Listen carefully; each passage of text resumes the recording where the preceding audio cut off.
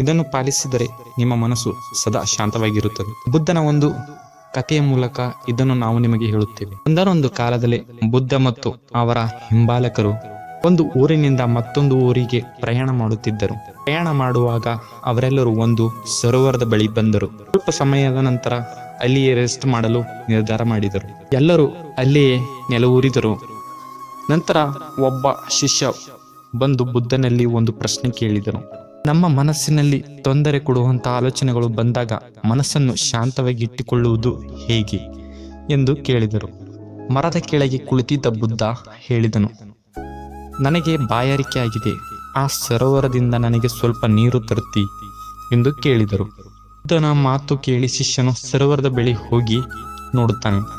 ಇಲ್ಲಿ ಒಂದು ಕಡೆ ಕೆಲವರು ಬಟ್ಟೆಗಳನ್ನು ಒಗೆಯುತ್ತಾ ಇರುತ್ತಾರೆ. ಶುದ್ಧವಾಗಿರುವ ನೀರನ್ನು ತರಲು ಆತ ಸ್ವಲ್ಪ ಮುಂದೆ ಹೋಗುತ್ತಾನೆ. ಒಂದು ಎತ್ತಿನ ಗಾಡಿ ನೀರಿನ ಬಳಿ ಬಂದು ಆ ಎತ್ತು ನೀರನ್ನು ಕುಡಿಯಲು ಶುರು ಮಾಡುತ್ತದೆ. ಆಗ ನೀರು ಕದಡಿ ಮಣ್ಣಾಗುತ್ತದೆ. ಶಿಷ್ಯನು ಕೆಲ ಸಮಯ ಅಲ್ಲೇ ಇದ್ದು ಕಾಯುತ್ತಾನೆ. ಒಂದಲ್ಲ ಒಂದು ಘಟನೆ ನಡೆದು ನೀರು ಮಣ್ಣಾಗುತ್ತಲೇ ಇರುತ್ತದೆ. ಮಣ್ಣು ಇಲ್ಲದೆ ಶುದ್ಧವಾದ ನೀರನ್ನು ತೆಗೆದುಕೊಂಡು ಹೋಗಬೇಕು ಎಂದು ಶಿಷ್ಯ ಅಂದುಕೊಳ್ಳುತ್ತಾನೆ. ಶುದ್ಧವಲ್ಲದೆ ಮಣ್ಣಾಗಿರುವ ನೀರನ್ನು ಕೊಡಲು ಶಿಷ್ಯನು ಮನಸ್ಸು ಒಪ್ಪುವುದಿಲ್ಲ. ಹಾಗಾಗಿ ಶಿಷ್ಯನು ನೀರಿಲ್ಲದೆ ಬರಿಗೈಯಲ್ಲಿ ವಾಪಸ್ ಹೋಗಲು ನಿರ್ಧಾರ ಮಾಡುತ್ತಾನೆ. ಶಿಷ್ಯನು ಬುದ್ಧನ ಬಳಿ ಬಂದು ನಡೆದ ಘಟನೆಯನ್ನು ವಿವರಿಸುತ್ತಾನೆ.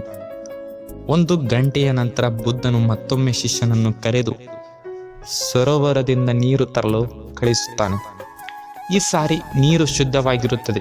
ಶಿಷ್ಯನು ಒಂದು ಮಡಿಕೆಯಲ್ಲಿ ನೀರು ತುಂಬಿಕೊಂಡು ಬುದ್ಧನಿಗೆ ನೀರನ್ನು ನೀಡಿ ಹೀಗೆ ಹೇಳುತ್ತಾನೆ, ನಾನು ಕಳೆದ ಬಾರಿ ನೀರು ತರಲು ಸರೋವರಕ್ಕೆ ಹೋದಾಗ ನೀರೆಲ್ಲ ಮಣ್ಣಾಗಿತ್ತು. ಆದರೆ ಈ ಸಾರಿ ಹೋದಾಗ ಸರೋವರದ ನೀರು ಶುದ್ಧವಾಗಿತ್ತು. ಅದು ಹೇಗೆ ಎಂದು ಪ್ರಶ್ನೆ ಕೇಳುತ್ತಾನೆ. ಬುದ್ಧ ಈ ರೀತಿ ಉತ್ತರ ನೀಡುತ್ತಾನೆ, ಕಳೆದ ಸಾರಿ ನೀನು ಹೋದಾಗ ಮಣ್ಣು ನೆಲೆಗೊಂಡಿರಲಿಲ್ಲ, ನೀರಿನ ಜೊತೆ ಬೆರೆತಿತ್ತು. ಹಾಗಾಗಿ ನೀರು ಕುಡಿಯಲು ಅಸಾಧ್ಯವಾದ ಸ್ಥಿತಿಯಲ್ಲಿತ್ತು.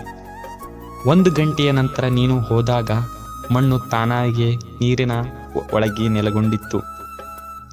ಹಾಗಾಗಿ ನೀರು ಶುದ್ಧವಾಗಿತ್ತು, ಕುಡಿಯಲು ಯೋಗ್ಯವಾಗಿತ್ತು. ಬೆಳಗ್ಗೆ ನೀನು ಒಂದು ಪ್ರಶ್ನೆ ಕೇಳಿದೆ, ತೊಂದರೆ ಕೊಡುವ ಆಲೋಚನೆಗಳು ಬಂದಾಗ ಮನಸ್ಸನ್ನು ಹೇಗೆ ಶಾಂತವಾಗಿ ಇರಿಸಿಕೊಳ್ಳಬೇಕು ಎಂದು. ನಮ್ಮ ಮನಸ್ಸು ಕೂಡ ಆ ಸರೋವರದ ಹಾಗೆ. ನಮ್ಮ ಮನಸ್ಸಿನ ತುಂಬ ತೊಂದರೆ ಕೊಡುವ ಆಲೋಚನೆಗಳು ಇದ್ದಾಗ ಮಣ್ಣು ಮಿಶ್ರಿತ ನೀರಿನ ಹಾಗೆ ಇರುತ್ತದೆ. ತಾನಾಗಿ ಅದು ನೆಲೆಗೊಳ್ಳಲು ನೀನು ಸ್ವಲ್ಪ ಸಮಯ ನೀಡಬೇಕು. ಮನಸ್ಸನ್ನು ಶಾಂತಗೊಳಿಸಲು ನೀನು ಪ್ರಯತ್ನ ಪಡಬೇಕಿಲ್ಲ. ಸ್ವಲ್ಪ ಸಮಯದ ನಂತರ ತಾನಾಗಿಯೇ ಪ್ರಯತ್ನಗಳಿಲ್ಲದೆ ಮನಸ್ಸು ಶಾಂತವಾಗುತ್ತದೆ. ನಾವು ಜೀವನದಲ್ಲಿ ನೋಡಿರುತ್ತೇವೆ, ಸಾಕಷ್ಟು ಜನರು ಧ್ಯಾನ ಮಾಡುವಾಗ ಗಮನ ಹರಿಸಲು ಸಾಧ್ಯವಾಗುವುದಿಲ್ಲ ಎಂದು ದೂರು ಹೇಳುತ್ತಾರೆ. ಈ ರೀತಿ ಆಗುವುದು ಯಾಕೆ ಅಂದರೆ ಅವರೆಲ್ಲರೂ ಧ್ಯಾನ ಮಾಡುವಾಗ ತಮ್ಮ ಮನಸ್ಸಿನಲ್ಲಿ ಮಾಡುತ್ತಿರುವ ಆಲೋಚನೆಗಳನ್ನು ನಿಲ್ಲಿಸಲು ಸತತವಾಗಿ ಪ್ರಯತ್ನ ಮಾಡುತ್ತಲೇ ಇರುತ್ತಾರೆ.